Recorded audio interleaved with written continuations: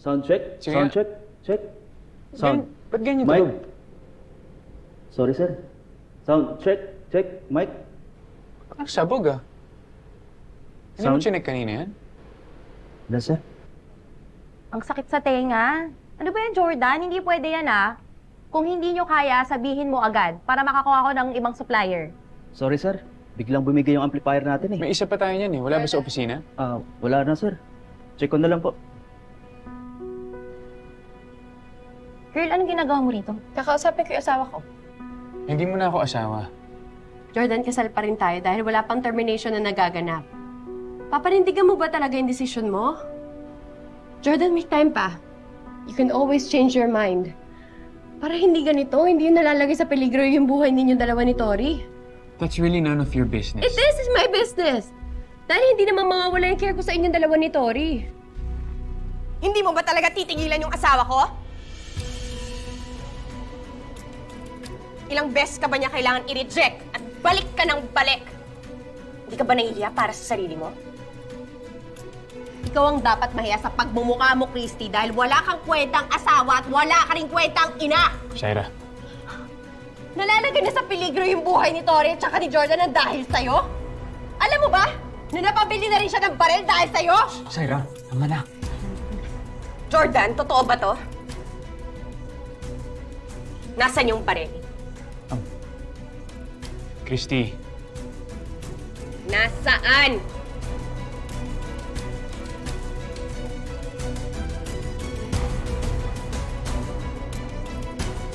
Jordan?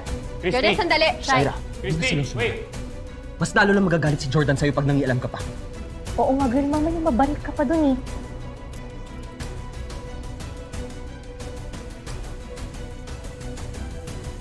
Buksan mo yung pinto, Jordan. Christy, sandali! Asan ba yun? Asan ba yung baril? Tapon na kasi yan. Christy, ano ba? Tapon mo, isuli mo, ipamigay mo, wala akong pake. Basta get rid of it! Hindi ko gagawin yan. Bakit? Ano gagawin mo dito? Papatayin mo si Leon? Ha? Tingin mo ganun lang kadali yun, Jordan? Oo, kaya kong gawin yun para protektahan yung pamilya natin. Jordan, may ibang paraan! Hindi ito! Apat na taon akong napalibutan ng mga baril, ng mga nagpapatayan, kaya alam kong hindi ka ganong klaseng tao, Jordan. Kaya ano? Tatapon mo ba o hindi? Di mo tatapon? Ako na lang! Ako na lang! Christy, wag! Asan ba yung basurahan dito? Sandali! Sandali! Ito, ha? Huwag mo itapon. Akin na. Bitawan mo, Christy! Jordan! Nasaktan ka ba ng lalaking to? Ha?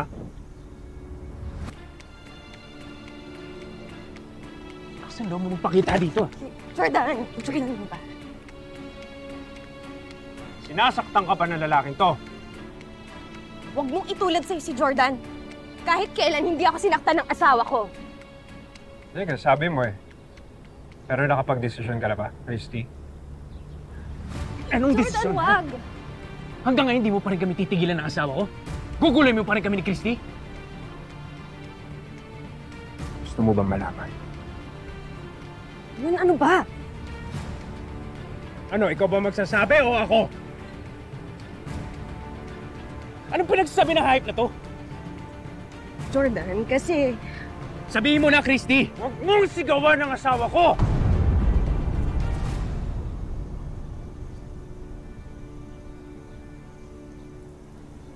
Anong sabi mo? Asawa ko.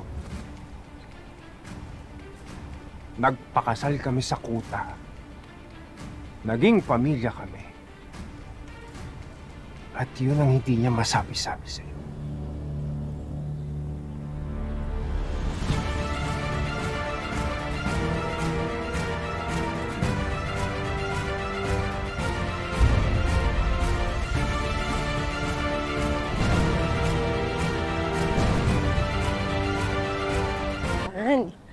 Nababaliw ka na ba? Lakas ng tama mo sa asawa ko eh. Nag-iimbento pa ng kwento para siraan kami. Tigilan mo na yan. Huwag kang magsalita ng tapos hayop ka. Dahil baka kainin mo yung mga sinasabi mo. Ngayon, umalis ka na. Kahit anong gawin mo, hindi mo na ako makukuha sa pamilya ko. Ano? Yung pamilya mong hindi alam ang totoo tungkol sa'yo? Tigilan mo na kami, please! Pabayaan mo na kami! Eh, hindi mo nga masabi sa hayop na to na nagsisinungaling ako! Ano? Anong pinagsasabi nito, ha? Jordan kasi... Sige na, Christy, sabihin mo na yung totoo! Na nagpakasal tayo, naging mag-asawa tayo, naging pamilya tayo kasama si Billy! Sabihin mo na lahat sa kanya! Christy, ano ba talaga yung totoo?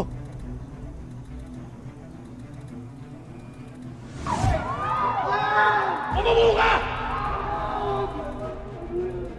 Usay, mga kasama. Sino ba kayo? Kung ano mang kailangan nyo, sabihin nyo na lang. Huwag nyo saktan yung mga guest namin dito. Gusto mo bang pulutin ng mga kasama mo yung utak mo dito sa lapag?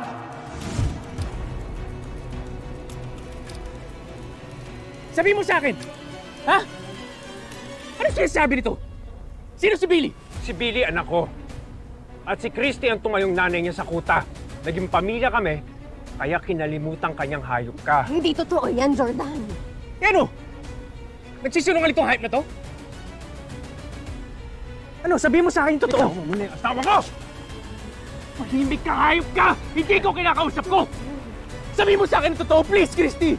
Please, kailangan ko malaman. Sabihin mo sa akin! Ay, ma'am, nakita namin sa CCTV na may gulo dito. Kuya, delikado yung tao. Bilis, tumawag ka ng pulis. Sige, ma'am. Sige, ma'am.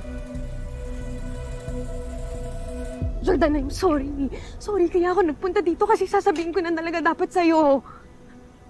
Sorry. Taas ang kamay! Jordan, wag.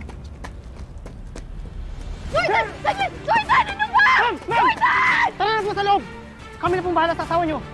Jordan!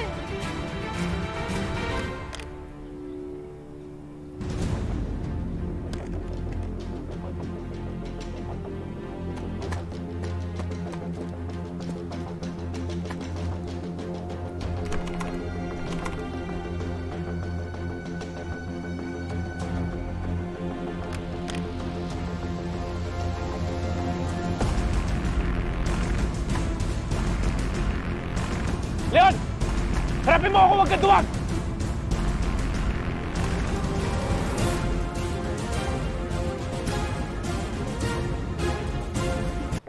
Si Jordan. Jeff, wala pa kasing balita, pero... hinabol ni Jordan si Leon, tsaka dinala niya yung baril. Kaya natatakot ako kung anong pwedeng mangyari. Talaga natatakot ka? Alam mo, kasalanan mo to eh. Kung nakontento ka na lang sana dun sa asawa mo sa kuta, edi sana hindi nagkakaganyan si Jordan. Shay. Ano? Nagulat ka? Akala mo, hindi ko alam. Alam mo, ang arte-arte mo, pero may bago ka rin palang tinatago, no? Narinig kayo ni Leslie. Alam na namin na nagpakasal ka sa leader sa kuta. Shay. Shay, huwag dito. Ano, wag dito? Bakit totoo naman? Malandi itong babaeng to eh, di ba? Tama na. Wala akong dapat ipaliwanag sa'yo. Kaya wala kang maririnig sa akin. Alam mo, ang sabihin mo, wala ka nang masabi kasi malandi ka. Nakakadiri ka! Ang dumi-dumi mo! Ako? Oo! Ako malandi. Christy. Hanggang, please.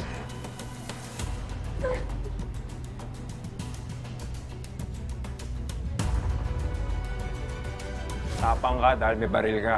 Alam mo bang gamitin yan? Matapang ako kasi gusto kong protektahan yung pamilya ko. Yung asawa ko. Asawa mo o asawa ko? Tumahimik ka! Ang daldal mo eh. Kung gusto mo akong barilin mo na ako. Tama na yung dada. Hayop ka! Ang hina mo? Kaya ka kinalimutan ni Christy. Nagpakasal kami sa kuta. Naging mag-asawa kami. Alam mo naman yung ginagawa ng mag-asawa, di ba? Hindi ka naman niya naaalala pag binibigay niya yung sarili niya sa akin. Gabi-gabi, paulit-ulit. Siya pa nga nag-aaya.